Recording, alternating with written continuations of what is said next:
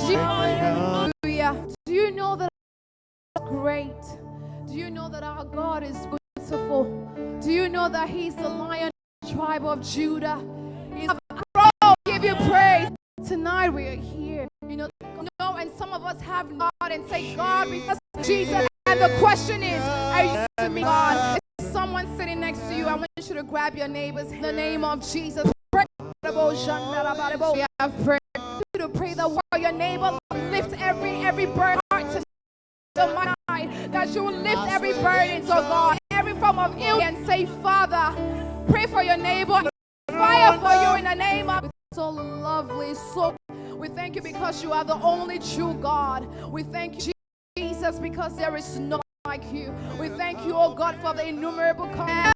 Because everyone carries the looking good. It is allowed so that things that pertain to the youth in all ramifications, you'll be able to know and order.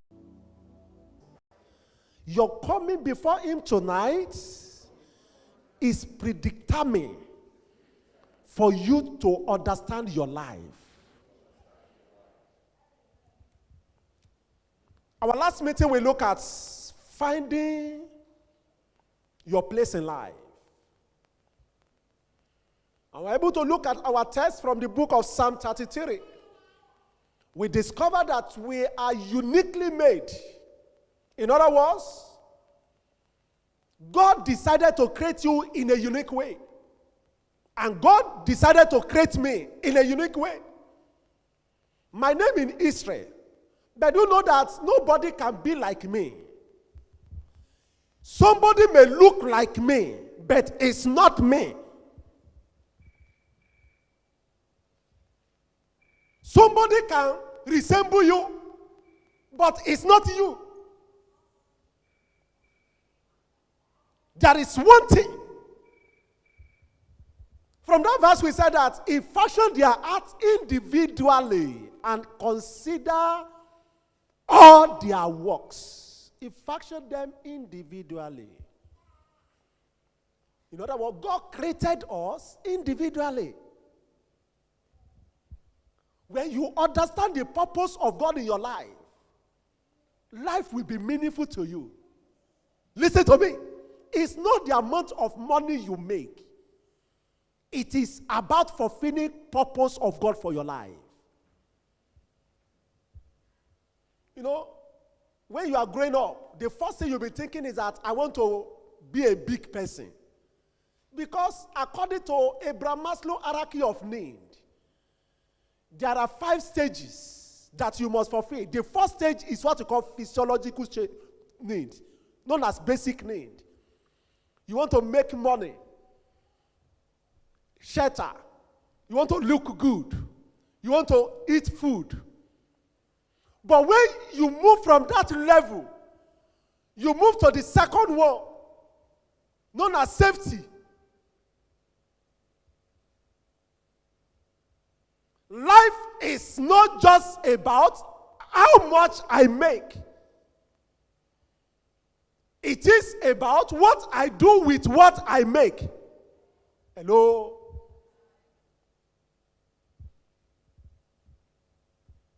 Life is not about my position, but about what I do with that position. Esther was a queen. She thought she has arrived. She never knew that God brought her to that position in order to do certain assignment that she has ordained to do.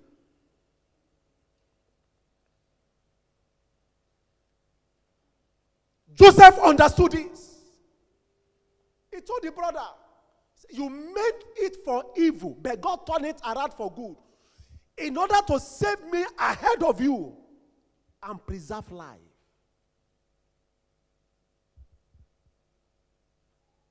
How many years have you lived on this earth?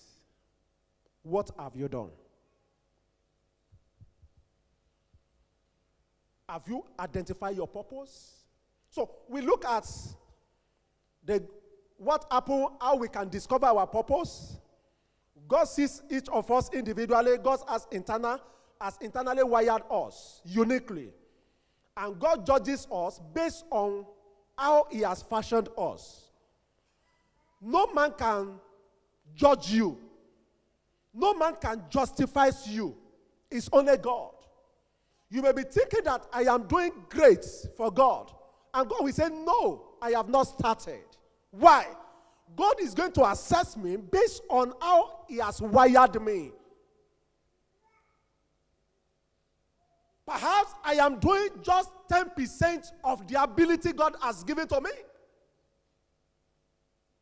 To other people, they will be thinking that you are doing great.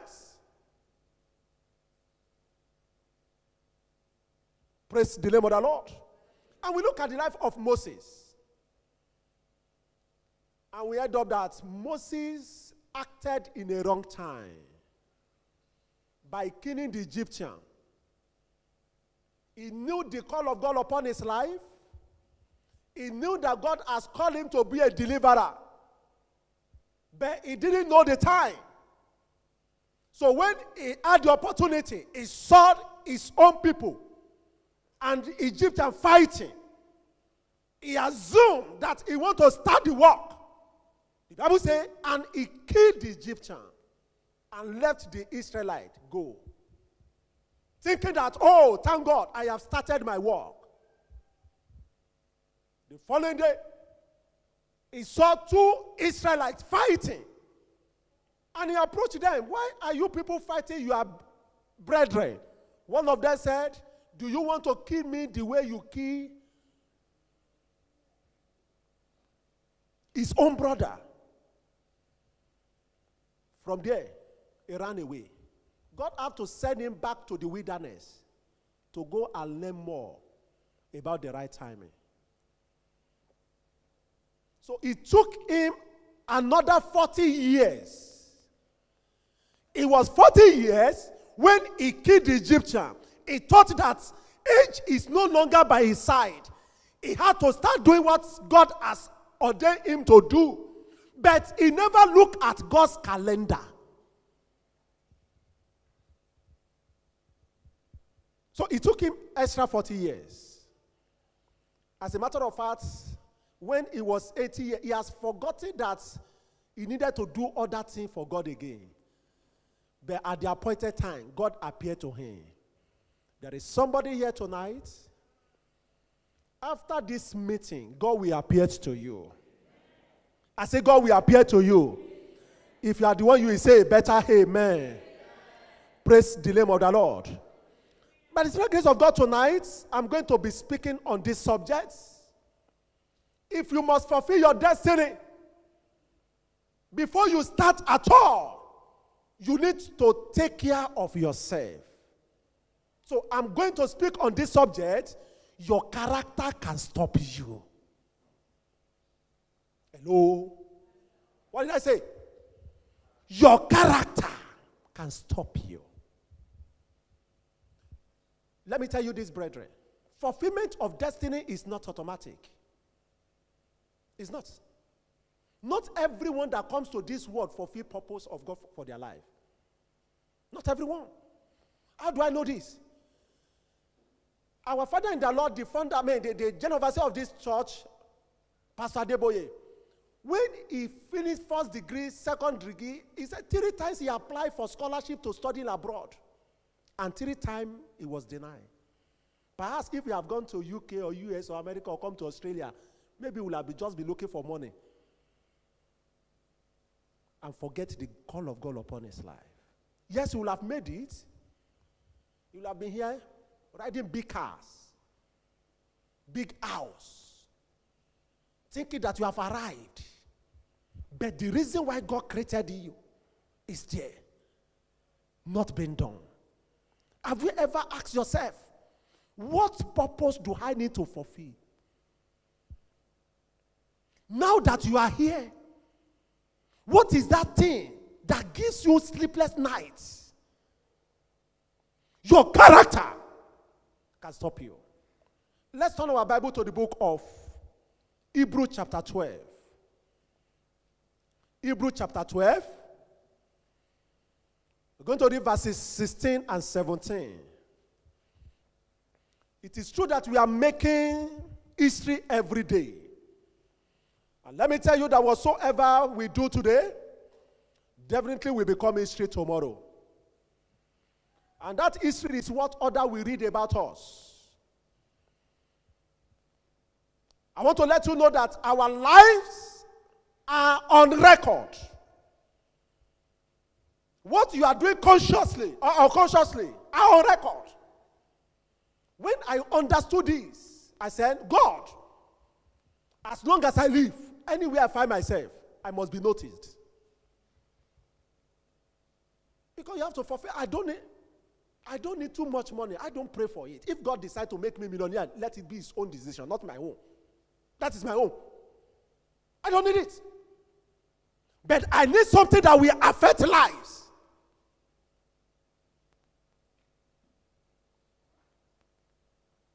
I was studying in the Bible study in 2017.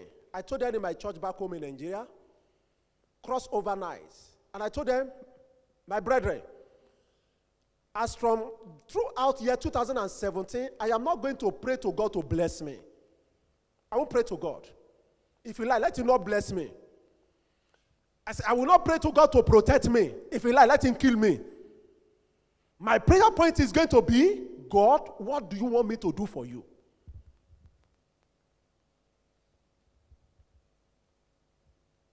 So if you don't see me praying, God, prosper me, I won't ask for God prosperity. Whatsoever he wants to do with my life, let him do it. After all, he said, before you open your mouth, your heavenly Father knows what you need. It's not the amount of prayer to God that will determine. It is what God decides. What you are praying to him is an addendum. And that can only be connected when you please God. And you know, for that year, my prayer point, not to prosper me, bless me. I'm going to know, Lord, what do you want me to do for you? I know that you have a need. Why should I be bothering you about my need all the time? God, prosper me, protect me, give me more, give me more, give me more. And forgetting that God also has a need that is looking for one person that will do it. Since I came to this country, I've seen thousands need of God. In this country. Millions of need. God, which area do you want me to occupy? But before you do that, search yourself. Your character can stop you. There are certain things that you must take to the altar of God and ask God to deal with. If not, you will mess up the destiny. The problem that Samson had was not anointing. The problem is that he had problem with character. Anointing does not change your character. You must consciously and prayerfully, with the help of God, deal with it. God said, don't go and marry from that nation. He told the parents, I have seen a lady from that nation. I want to marry her. And the parents said, no. God said, he said, no, shut up. Marry her for me.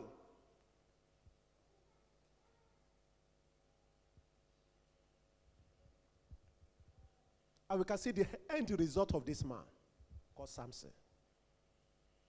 Hebrews chapter 12.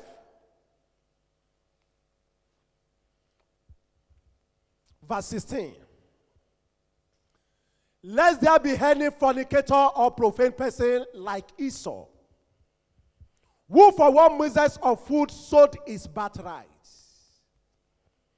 For you know that afterwards, when he wanted to inherit the blessing, he was rejected. For he found no place for repentance, though he sought it diligently with tears. Many of us, when we have damaged our destiny, we begin to cry up and down.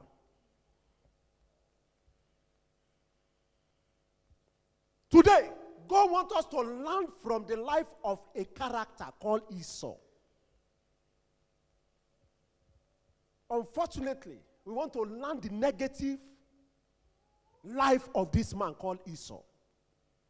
And let me tell you, Esau was a man like you. He lived in a world like you. He was born to this world like you. He was brought up like you. But along the line, something went wrong. Let no this mind be with you. Who was Esau? Okay, let me ask this question. Who was the greatest king in the Bible? The greatest king. Anybody that gets it will get $100. Yes. $100 I will give you. I promise. The greatest king. Yes. Greatest king in the Bible. Yes, my sister, you want to say something? Yes, guess. Solomon? Yes. Why? Why was it Solomon? Other king came to him. Oh, beautiful. Came to him and the richest, wisest. Okay, another person? Yes. Taking note? Yes. Yes, sir. David? Okay, what made you think it's David?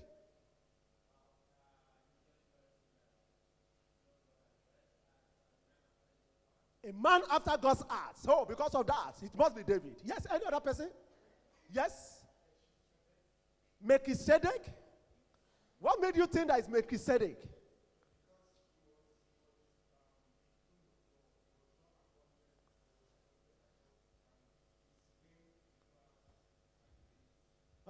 Okay. Yes, you still have a point? Yes, my brother. Jesus Christ.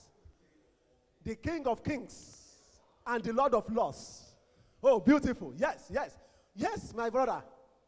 Oh, it's better to say Jesus. Any other person again?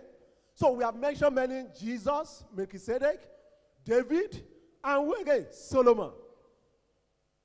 But do you know that king, the greatest king in the Bible, is not known to many people? God does not assess you based on fame. David was not the greatest king, even though he was a man after God's heart. Solomon was not the greatest king, even though he had all the money and all the wisdom. Let's open to 2 Kings chapter 18. 2 Kings chapter 18. We are going to read from verse 2. Praise the name of the Lord. And I would like to read from New Living Translation. Media, do you have New Living Translation there? Okay, is anybody that carry New Living Translation? Yes, my brother. Can we get a mic for him so that every one of us will hear him? Yes, my brother. 2 Kings 18 from verse 2. It says he was 25 years old. He was 25 years old. Yes. When he became king. Yes. And he reigned in Jerusalem 29 years. Yes. His mother was Abijah. Yes. The daughter of Zechariah. Yes. He said he did what was pleasing in the Lord's sight. Yes. Just as his ancestor David had done. Yes. He removed the pagan shrines. Yes. Smashed the sacred pillars. Yes. And cut down the Asherah poles. Yes. He broke up the bronze serpent that Moses had made. Yes. Because the people of Israel has been offering sacrifice to it. Yes. The bronze serpent was called Neshusha. Yes. Hezekiah trusted in the Lord. Yes. The God of Israel. The God of Israel. There was no one like him among all the kings of Judah. Can you see? There was no one like him among who? All the kings of Judah. All the what? All the kings. All the kings of what? Judah. Judah, yes. Either before or after. Either before him or what? After his time. After him. Yes. He remained faithful to the Lord. Yes. In everything. In everything. And he carefully obeyed all the commandments the Lord has given Moses. Thank you. Do you know that David was not remain faithful to God in everything? Do you know that? A man after God's heart. he was faithful, but not in all.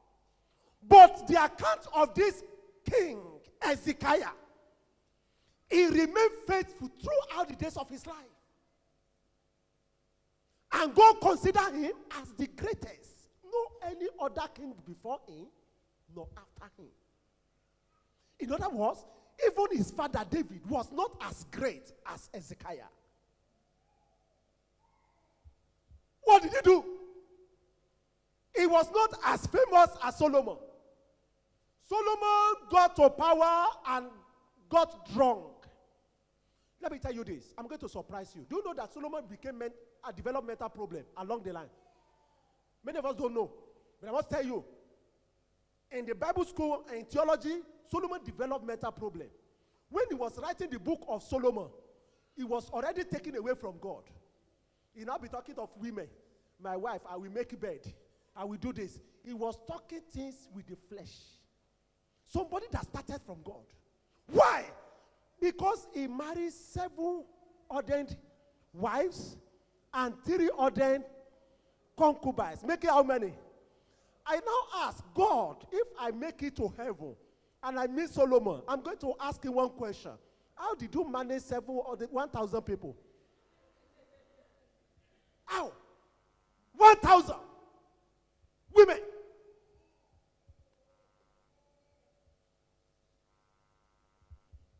David, I will say, he was a man after God's heart. God said, because of what you have done, I'm going to divide your kingdom. David ruled over Israel. But God said, because of my mercy, it's not going to happen during your time. Not even during the time of your son Solomon. But after Solomon, I will divide the land. And God divided Israel to 2 nations. We now have the nation of Israel and nation of Judah. Praise the name of the Lord. Now, what is so special about this man called Esau?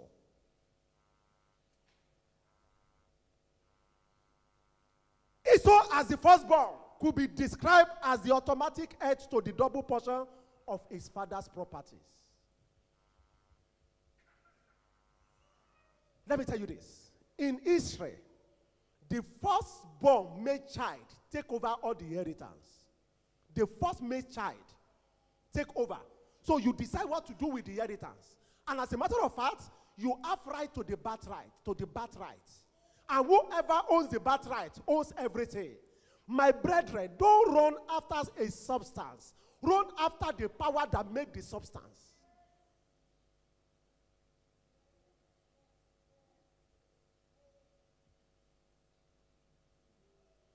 But along the line, the Bible says, and Esau was hungry. He came back from farm. There was nothing for him to eat. He approached his brother. Esau was the firstborn, even though they are twins. But he came out first. Jacob was the secondborn because he came out last. And by the law of Jew, Esau take the birthright. And whoever owns the birthright control everything. But Esau did not know his purpose for life. Many of us will destroy our destiny and our generation because we are too careless with the way we are living. Thinking that God is late. Esau looked at himself and said, what are they talking about this birthright all the time? I have not seen the manifestation of that birthright. It hasn't given me anything. And Jacob, who understood the meaning of birthright, was looking for opportunity, unguided hour, where he's going to take over the birthright. Many youths today sold their birthright on the altar of comforts. They think that that thing can solve their problem. It can only give you a temporary relief, but waiting for you in the future.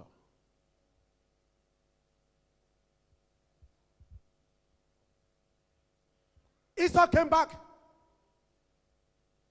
He saw his brother preparing food. And he asked the brother, twins brother, Give me part of your food, I am hungry. Jacob, who is also wise, who is thinking of what to do, thinking of future, say, I am going to release it on one condition. If only you can give out your birthright. What is the correlation between birthright and food? Hello? What is the relationship? That is to tell you that those that are close to you, if care is not taken, they are looking for a way to bring you down. You have to choose who you are relating with. It's not everybody that should be your friend. Nobody should be your enemy, but everybody cannot be your friend. If you are not going to the same direction that I am going, you don't have any business being my friend. We can just say, hi, God bless you, it is well with you, in Jesus' name. You go your way. As you are greeting them, you are going, hi. Because if you stay 1 minute with them, they can tap your destiny.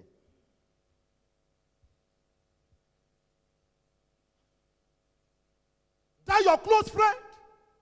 Are you going to the same direction?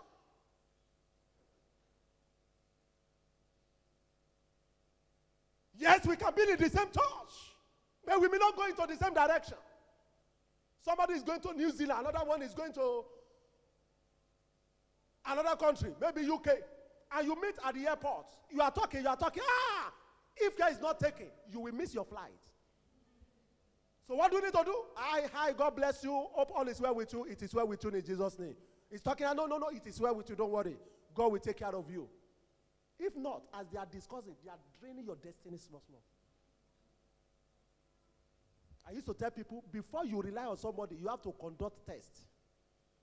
There are 3 stages of tests. You know, in the Old Testament, we have the synagogue, artery apartment. We have the outer court, we have the inner court, and we have Holy of Holy. So all your friends must be at the outer courts. All of them. Let them stay at the outer court. So you now test them. So those that pass the test, you can graduate them to the inner court. Before somebody will get to your Holy of Holy. So I surprised when somebody say, you disappointed me. I tell you this thing. I don't know this is how you behave. You should expect that human being will behave anyhow. That's it. Human being will behave anyhow. So if I test you and you pass, I graduate you. So Jacob said, give me your birthright, and I will give you me. And what did Esau say? Of what benefit is this birthright? Considering my age. Brethren, God can never be late in your life. Because the birthright will outlive you. It's not just about you. It is about your generation. Esau said, of what benefit is this birthright to me? Considering my age. He thought that I don't need it again. Let me give you and take a temporary relief. Most especially most of us in developed world. What are you doing to preserve your birthright? If you must fulfill your purpose in life, you must guide your birthright jealously. You don't trade it for anything. Things may not be going well the way you think it will go well now. Relax. At the appointed time, everything begins to work. Now, let's see what happened to this man called Esau. Number 1, Esau was greedy. He was a greedy man.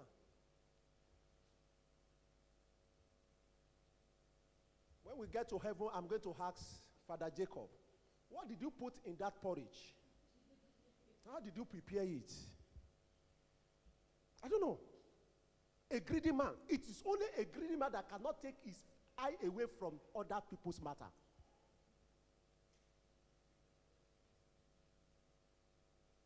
You must be able to take your eyes away from certain matters. What does not concern you does not concern you.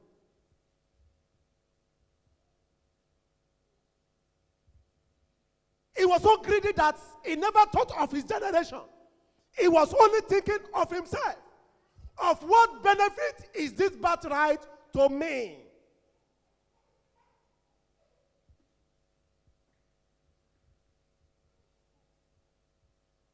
Let me tap your neighbor and say, neighbor. Tap your neighbor and say, neighbor, where is your birthright? Answer him now. He's asking you a question.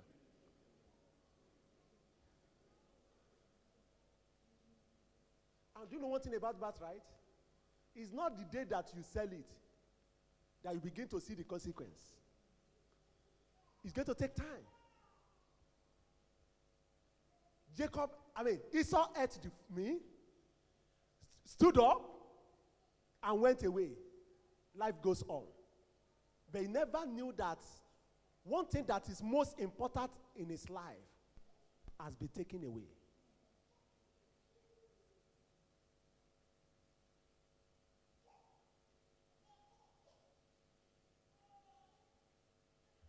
Number 2, Esau was a selfish man.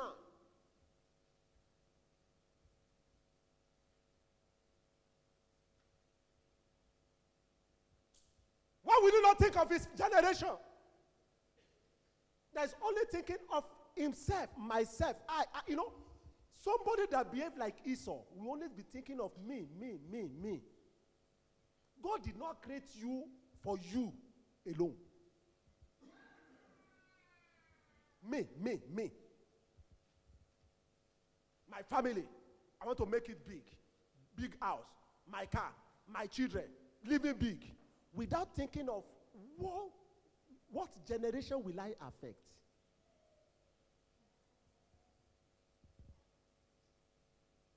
It was selfish. And that was the reason why he thought of what benefit is this thing to me, not to his generation. Jacob was thinking of his generation.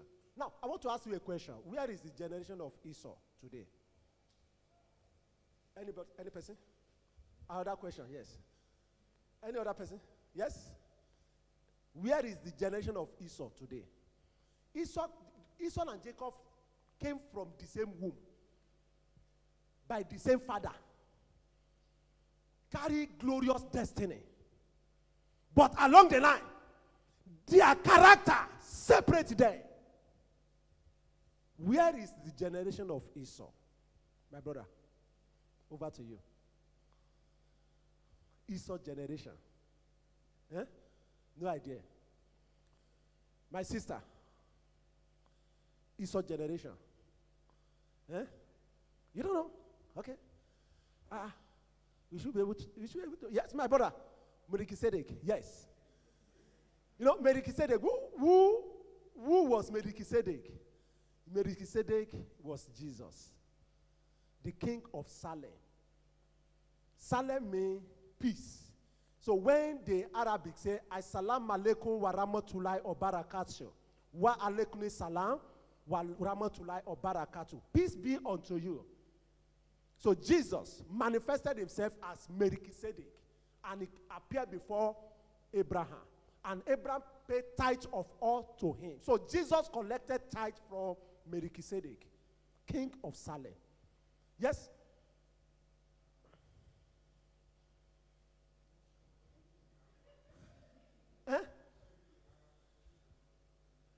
You said? Arab. Yeah, any other person? Is there anybody that have any idea? The generation, now in our contemporary world, generation of Esau. Nobody? Brother John, you want to say something?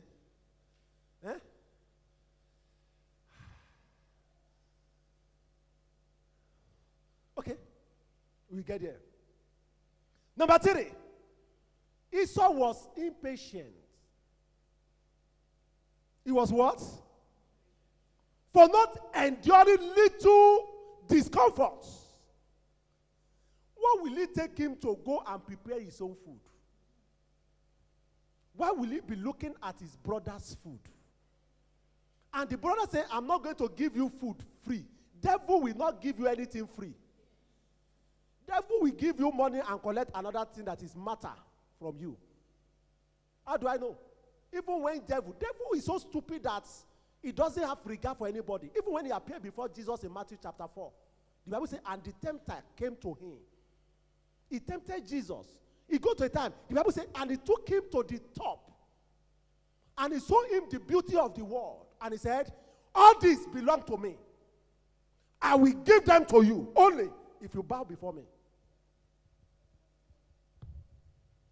The devil cannot give you anything free. My brother, it can't give you anything free. When you go and meet somebody and they say, "Did you help me?" He said, they will help you, but they will not tell you the consequence. What they will demand from you later. This man was impatient. Your brother cannot give you good food free of charge. He demanded your birthright. Instead of you to rebuke him and say, no, I don't play with birthright. I can lose anything. The birthright is preserved for me. Because whoever has the birthright has everything. Whoever has the birthright has everything. Many of us as youth, we are impatient. We want it now. Some of you come to South Africa, to Australia, less than 1 year, you want to build, you are comparing yourself with somebody who has been here for 20 years.